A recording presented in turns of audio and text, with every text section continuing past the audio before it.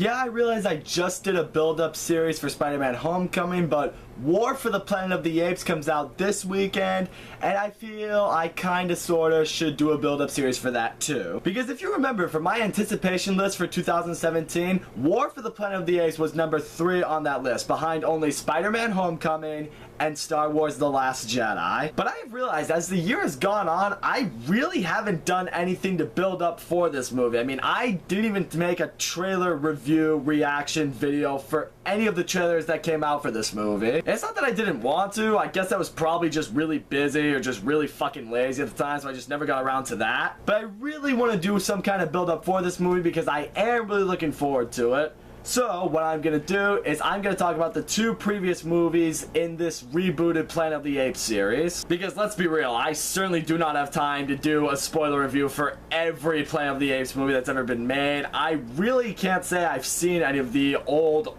Planet of the Apes movies. However, Rise and Dawn of the Planet of the Apes, when I saw each of these movies, they both just completely blew my mind. So let's kick it off with Rise of the Planet of the Apes. So in the beginning of Rise of the Planet of the Apes, you see James Franco. He's a scientist who's working to discover the cure to Alzheimer's. His company has been testing this viral-based drug on chimpanzees, which has been making these chimpanzees smarter, which is definitely giving James Franco and the other scientists a lot of hope. They think they might be on the track to discovering the cure. So one of these days, they need to present one of their chimps named Bright Eyes. They need to show her to these board members to show how smart she is so they can move on to human trials. But unfortunately, Bright Eyes picked a really bad day to go insane, and she just ends up going on a rampage on the day they're supposed to bring her in to give this huge presentation. So yeah, she causes some serious damage, she gets shot, she has to be killed, and because of that whole fiasco, the board members order this study to be shut down. So now the work for a cure is officially on hold, and James Franco's boss orders all of the chimps to be euthanized. But James Franco and his assistant, they quickly discovered that the only reason Bright Eyes was being crazy is because she was protecting her baby, which really makes you and everyone feel so terrible because you realize that she was just protecting her baby like any mother would. So as a result, no one wants to euthanize this poor little baby, so James Franco decides to take him home. And what I love here in this movie is when James Franco brings this baby home, you see why he so adamantly wants to find a cure for Alzheimer's, because you quickly discover that his dad is suffering from that. So for a lot of these scientists, you know, it's just them trying to find the next medical breakthrough. For James Franco, it's something more personal because he feels if he can find a cure, he can get his dad back. That's why I like seeing throughout this movie why James Franco is trying so freaking hard to find a cure. And James Franco soon starts to think that he just might be able to still find a cure when he and his father discover that this little baby chimp appears to have inherited his mother's great intelligence. And then the movie flashes forward a few years later. James Franco has named this baby chimp Cesar, and you quickly see just how smart Cesar is. I mean, he can write, he can draw. James Franco has even taught him how to use sign language so he can communicate with him. It's truly amazing seeing what Cesar is capable of doing. And it's right here at this point, now that James Franco has seen just how intelligent Cesar has become, he feels that he should try to use this drug on his dad to see if he can get past it. So he gives his dad the drug, and then the next morning he discovers that his father isn't sick anymore. He has been cured of the Alzheimer's, which of course has James Franco feeling like he just achieved the impossible, but he still wants to keep studying Cesar and keep working with him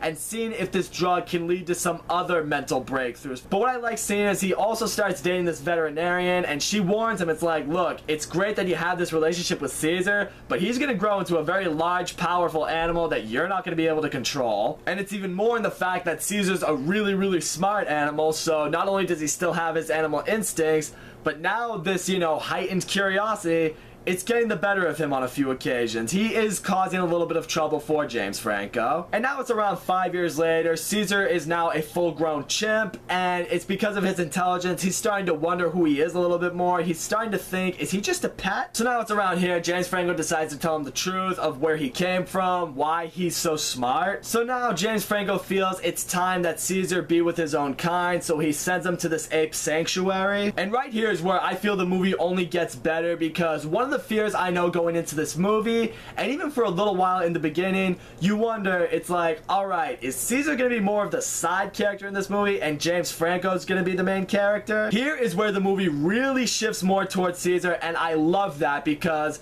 you know, this franchise revolves around Cesar. He is the main character. He's the one who becomes the leader of these apes. You want him to be the main character. This movie was aware of that, and it did that, and it's awesome. But getting back to James Franco for a second, his father has become resistant to this drug. He's starting to get his Alzheimer's back. So naturally, James Franco feels compelled to go to his boss, tells him that, you know, he did attempt human trials on his father, and he's like, hey, guess what? It worked. And it even somewhat heightened his intelligence. So now his boss is like, okay, yeah, pursue human trials. I'll give you everything you need. Do what you can to make this cure. So now James Franco has developed this enhanced gaseous form of this drug that, you know, scientists are now using on other apes. In particular, this really abused ape named Koba. Unfortunately, in this moment, something goes wrong. One of James Franco's assistants, he gets exposed to the drug, and now he's starting to feel pretty sick from it. But now getting back to Cesar, at the sanctuary, at first, this poor bastard is miserable. I mean, he's getting so badly abused from the other apes because they can tell he's different from them. You know, he's wearing these human clothes at first, which is definitely making him a target. And he also has to deal with Draco Malfoy being a complete piece of shit guy, just abusing the apes, you know, making life hell for them. The only real thing that Cesar has going for him is this orangutan named Maurice, who also happens to know how to sign. That right there is his only comrade, and it really makes you feel for Cesar for a while.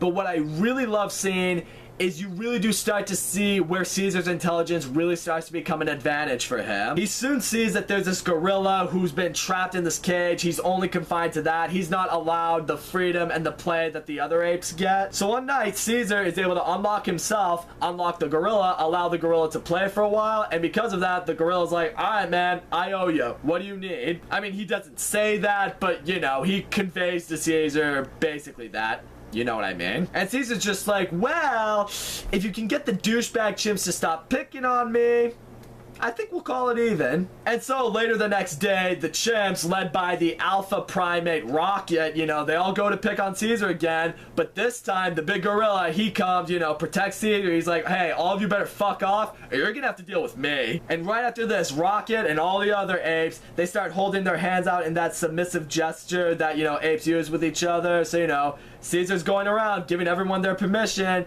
and he's officially all like, yeah, I run this bitch now. But what I really love seeing here is, you know, Cesar doesn't immediately start, like, you know, trying to hash out revenge on these chimps for, you know, treating them like shit for a while. No, he wants to be a leader to them. He wants them all to be formed together, and you see throughout this movie him trying to figure out ways to, you know, group them all together as a team. Because one day, Cesar's just talking with Maurice, and Maurice is like, why are you doing this? And Cesar tells him, it's like, apes alone, weak. Apes together, strong. But you know, Maurice quickly points out, it's like, yeah, but the apes are stupid, which gives Cesar an idea. One night, Cesar escapes the facility. He goes to James Franco's house, and he takes canisters of that new gaseous virus, brings them back to the sanctuary, breaks open the containers, releases them to all the other chimps. So guess what? Now they're all really smart. And what I love is the movie shows here very quickly why this virus works so well for the chimps and very bad for the people. Simply because apes have a much stronger immune system than humans, so they can take this virus in. Humans just can't. And you quickly see right there why that's gonna be a big advantage for the apes going down the line. So now, not only does Cesar have the apes following him, but he has them very smart as well.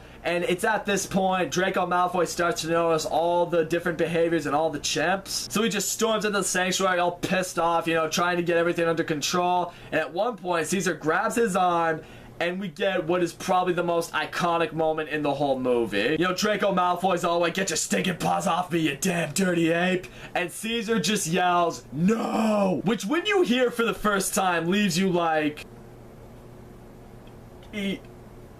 He just fucking talked. You know, that situation has Draco Malfoy freaked out. It has the other guy completely freaked out. It has all the apes looking at Cesar in awe. It even has Cesar sitting there like, holy shit, I can't believe I just did that. So soon after the apes, you know, electrocute Draco Malfoy to death, they all go out to recruit every other ape they can find to help them. You know, they're freeing apes from the zoo. They even go back to that medical facility to free all the apes that are there, including Koba. So now Cesar's intending to get all the apes to the Redwood Forest where they can just live their lives in peace. But of course, all this shit is making international news. Now the police show up and they're prepared to kill every single one of them. And right here is where a huge battle breaks out between the apes and the cops. And what's great about this battle is, you know, it's really enjoyable, it is intense, but you immediately see what makes the apes such a challenge to the people. It's like, okay, sure, the people have machine guns and choppers and all that good shit, but the apes are physically superior to them, and now they're on the same intelligence level as them. This battle right here quickly preludes to what is going to come in the future. It quickly shows why exactly apes are gonna take over. So the fight goes on, people die, apes die. Eventually the apes do make it to the redwood forest. James Franco, however, is able to follow them to the forest. You know, he's able to find Cesar. Cesar, of course, makes all the apes stand down not to hurt him. And, you know, James Franco is like, this doesn't have to be this way. The humans are going to hunt you. Come home with me. I will protect you. And it's right here, Cesar, you know, he gives him a hug and he says to him, it's like, I'm home. And, you know, it's when James Franco officially hears Cesar speak, he's like, yep, this is for the best.